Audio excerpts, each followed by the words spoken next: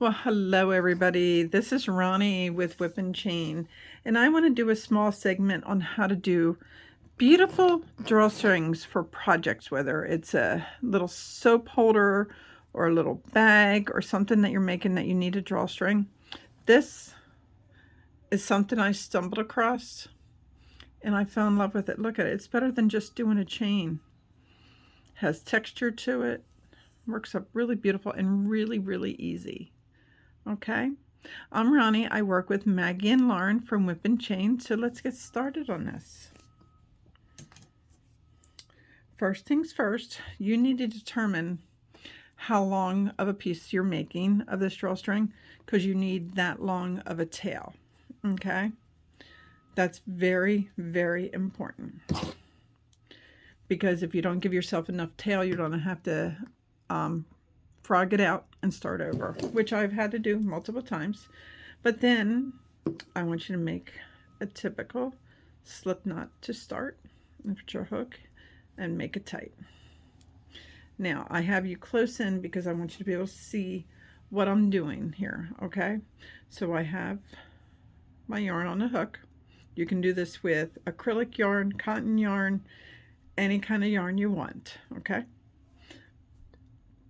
but make sure you match the hook with the size of the yarn.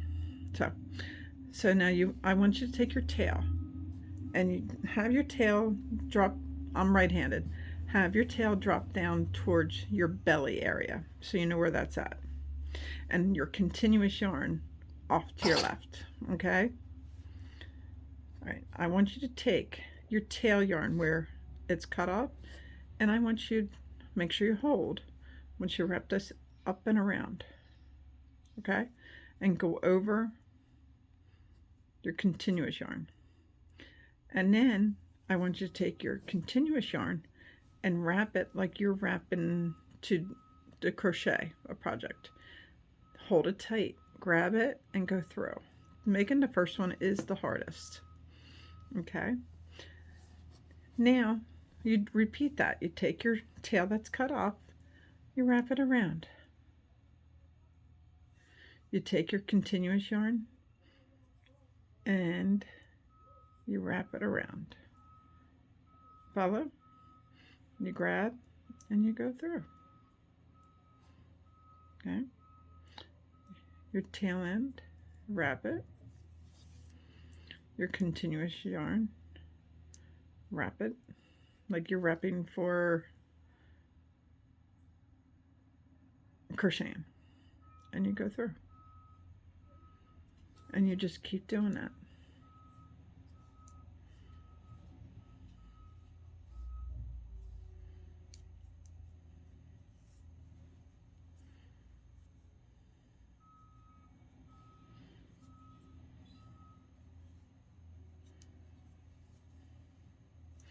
And now this is the reason you need to make sure your tail's long enough, because you need to make this the size of whatever project you're using it for.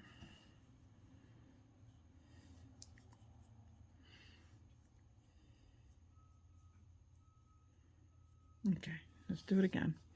This is your cut piece. Your tail has a definite end. You use that first. You wrap up and over your hook. You let it lay down. It will be in front of your continuous yarn. Okay, then you take your continuous yarn and you wrap it the other direction. Then you hold it and you just go through both. So up and over and down, and go through. Up and over and down. Up and over and down. And then this is what you come up with. Isn't this beautiful? I think this is going to be my absolute go-to when I need drawstrings. It worked out so beautiful. Okay, well, that's why I wanted to hop on today. I wanted to show you how to do an alternative drawstring because it's better than just a chain. It looks so much more elegant. Look at that. And it'll stay together nicer.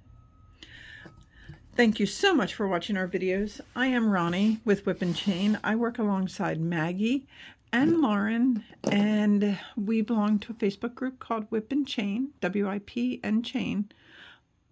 On Facebook, WIP stands for Work in Progress. Please come find us on there and join our family that's slowly growing. And if you like this video and others, can you please hit that subscribe button at the bottom? We would really greatly appreciate it. Until next time, happy crocheting, everybody.